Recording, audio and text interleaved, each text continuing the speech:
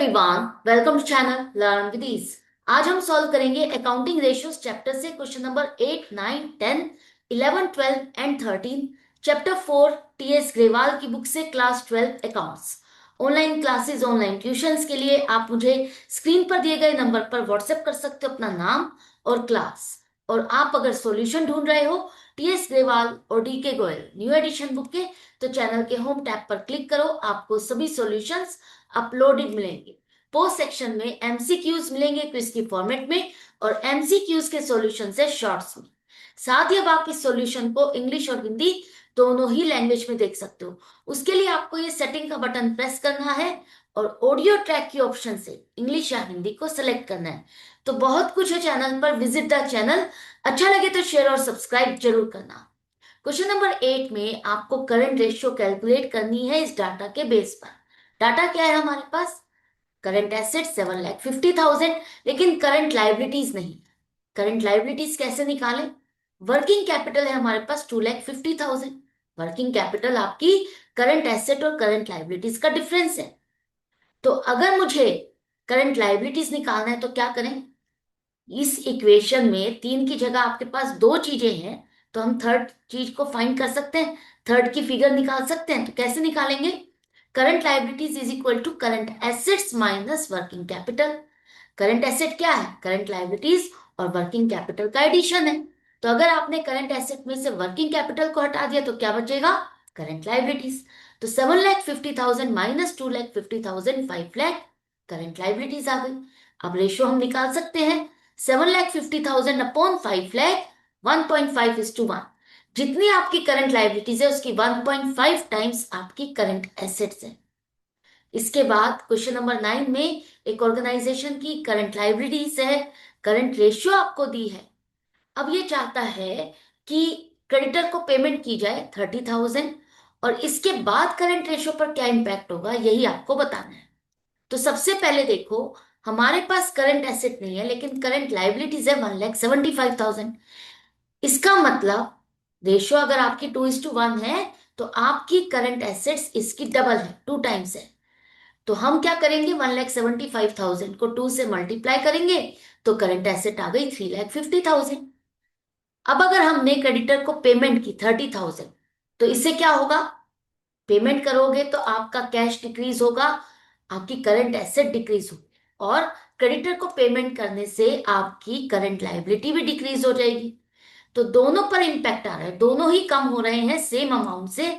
तो current asset अब आपकी 3,20,000 रह जाएगी, करंट लाइबिलिटीज आपकी 1,45,000। तो रेशियो क्या हो जाएगी न्यू डाटा से? 3,20,000 अपॉन 1,45,000। रेशियो आपकी हो गई 2.21:1। जो नीचे का नंबर है इसी से आपको इसे डिवाइड करना है, कोई और नंबर नहीं ढूंढना, इसी से ही आपको डिवाइड करना है, इसको हमेशा 1 बनाना है। राइट? तो हमारी रेशो पहले से इंक्रीज हुई या डिक्रीज हुई? इंक्रीज हुई। क्यों? क्योंकि आपका जो डिनोमिनेटर है वो डिक्रीज हुआ है ज्यादा परसेंटेज से। न्यूमरेटर भी डिक्रीज हुआ लेकिन उस पे परसेंटेज का इफेक्ट कम पड़ा है। इसके बाद क्वेश्चन नंबर 10, करंट एसेट्स है 20,00,000, इन्वेंट्री मतलब स्टॉक है 10,00,000, working capital 12,00,000। Current ratio calculate करनी है। तो करंट रेशियो के लिए हमारे पास करंट एसेट्स है 20,00,000 लेकिन करंट लाइबिलिटीज नहीं है, तो मान लेते हैं एक्स। अब आपके पास स्टॉक है 10,00,000 और वर्किंग कैपिटल है 12,00,000। तो इस सब चीजों का कैसे यूज करें? आपके पास करंट एसेट है और वर्किंग कैपिटल है 12,00,000, तो इन दोनों से हम करंट लाइबिलिटीज तक पहुंच सकते हैं क्योंकि करंट एसेट्स और करंट लाइबिलिटीज का डिफरेंस है वर्किंग कैपिटल। अब अगर हमें करंट लाइबिलिटीज को फाइंड करना है, कैलकुलेट करना है, तो क्या करेंगे? करंट एसेट्स में से वर्किंग कैपिटल को माइनस कर दें। नहीं समझ में आ रहा तो आप इस इक्वेशन में इस तरह से भी फीड कर सकते हो कि मेरी वर्किंग कैपिटल 12,00,000 है, is equal to 20,00,000 current assets है minus x.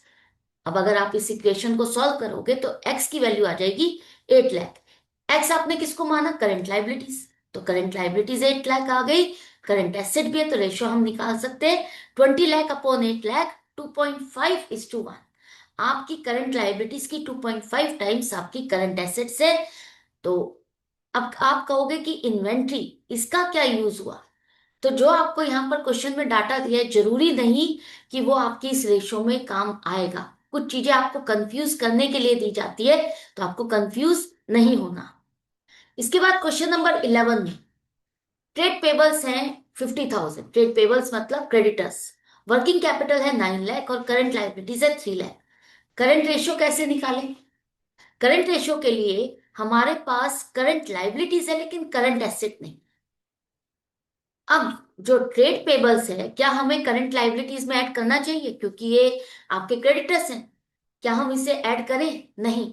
Current liabilities already इसको इंक्लूड कर चुकी है। ये टोटल करंट लाइबिलिटीज है, इसका मतलब ये ट्रेड पेबल्स ऑलरेडी इसमें इंक्लूडेड है। आपको दोबारा से ऐड नहीं करना, ये आपको सिर्फ कंफ्यूज करने के लिए दिया है। इसके बाद हमारे पास वर्किंग कैपिटल है 9 लाख। इससे हम करंट एसेट तक पहुंच सकते हैं। तो करंट एसेट निकालने के लिए क्या करें? वर्किंग कैपिटल और करंट लाइबिलिटीज को ऐड कर देंगे। तो आपके पास क्या आ जाएगा? 12 लाख। नहीं समझ में आ रहा तो आप इस इक्वेशन को इसी तरह से भी सॉल्व कर सकते हो कि 9 लाख हमारी वर्किंग कैपिटल है, करंट एसेट नहीं पता तो वो एक्स है, माइनस 3 लाख। अब इस इक्वेशन को सॉल्व करते हुए आपके पास फिगर आ गई, एक्स की वैल्यू आ गई 12 लाख, करंट एसेट हमारे पास 12 लाख। रेशो हो जाएगी आपकी 12 लाख अपॉन 3 लाख। 3 लाख से हम 12 लाख को डिवाइड करेंगे तो क्या आएगा? 4:1। मतलब आपकी जितनी करंट लाइबिलिटीज है उसकी 4 टाइम्स करंट एसेट्स है। राइट। इसके बाद क्वेश्चन नंबर 12 में करंट एसेट्स है 3 लाख और करंट लाइबिलिटीज है 2 लाख। रेशियो 1.5:1। अब जो अकाउंटेंट है वो चाहता है कि करंट रेशियो 2:1 पर मेंटेन हो जाए, और इसको मेंटेन करने के लिए वो एक करंट लाइबिलिटी की पेमेंट करना चाहता है। तो आपको यही बताना है कि वो करंट लाइबिलिटी की कितनी पेमेंट करे कि उसकी करंट रेशियो 2:1 पर मेंटेन हो जाए। तो कैसे फाइंड करें? अब यहां पर आपके पास करंट एसेट और करंट लाइबिलिटीज है जो कि 1.5:1 है। जितनी करंट लाइबिलिटीज उसकी 1.5 टाइम्स करंट एसेट्स है। अब जो लाइबिलिटी हमें पे करना है, नहीं पता कितनी पे करें, तो एक्स मान लेते हैं। और अगर आप लाइबिलिटी को पे करोगे तो कहाँ इंपैक्ट आएगा? करंट एसेट भी डिक्रीज हो जाएगी और आपकी करंट लाइबिलिटी भी डिक्रीज हो जाएगी क्योंकि आपने पेमेंट कर दी। तो एक्स अमाउंट हम मान लेते हैं, हमने पे कर दी। तो करंट एसेट आफ्टर पेमेंट क्या हो जाएगी? 3 लाख माइनस एक्स। और करंट लाइबिलिटीज आफ्टर पेमेंट क्या होगी? 2 लाख माइनस एक्स। अब ये नो न्यू डाटा आपके पास आ गया। इस न्यू डाटा के अकॉर्डिंग आपकी रेशियो होनी चाहिए 2/1। ठीक है। अब इसको कैसे सॉल्व करें? क्रॉस मल्टीप्लीकेशन से। क्रॉस मल्टीप्लीकेशन से आप सॉल्व करोगे तो क्या होगा? 1 × 3 lakh minus x is equal to 2 × 2 lakh minus x. अब इस ब्रैकेट को आप ओपन करोगे तो इक्वेशन हो जाएगी आपके पास -x+2x is equal to 4 lakh minus 3 lakh. X की वैल्यू आ गई 1 लाख। एक्स आपने किसको माना? वो लाइबिलिटी जिसकी आप पेमेंट करोगे। तो करंट रेशियो 2:1 हो जाएगी। आप चेक भी कर सकते हो, अगर 1 लाख की पेमेंट कर दोगे तो करंट एसेट क्या हो जाएगी आपकी? 2 लाख। और करंट लाइबिलिटीज 1 लाख। तो 2 लाख अपॉन 1 लाख रेशियो क्या हो गई? 2:1। यही तो हम चाहते थे। इसके बाद क्वेश्चन नंबर 13 में करंट एसेट है 8,75,000, करंट लाइबिलिटीज है 3,50,000। रेशियो है 2.5:1। अब फर्म इस रेशियो को 2:1 पर मेंटेन करना चाहती है, और इसको करने के लिए वो स्टॉक खरीदना चाहती है क्रेडिट पर, उधार पर। तो कितनी अमाउंट का स्टॉक खरीदे कि उसकी रेशियो 2:1 पर मेंटेन हो जाए? ज्यादा से कम पर आना है। तो कैसे करें? हमें नहीं पता कितना स्टॉक खरीदे, तो हम एक्स मान लेते हैं। और स्टॉक खरीदने पर इंपैक्ट क्या होगा? स्टॉक खरीदने पर आपकी करंट एसेट इंक्रीज होगी। स्टॉक इंक्रीज होगा तो करंट एसेट इंक्रीज होगी।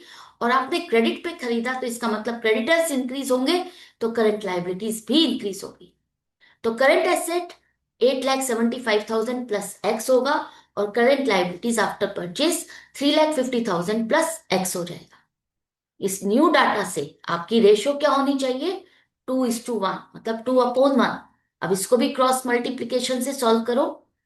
8,75,000 प्लस एक्स मल्टीप्लाइड बाय 1 और 2 मल्टीप्लाइड बाय 3,50,000 प्लस एक्स। इसको सॉल्व करने से आपके पास एक्स की वैल्यू आ गई कितनी? 1,75,000। दोनों साइड नेगेटिव है तो माइनस माइनस कट हो जाएगा।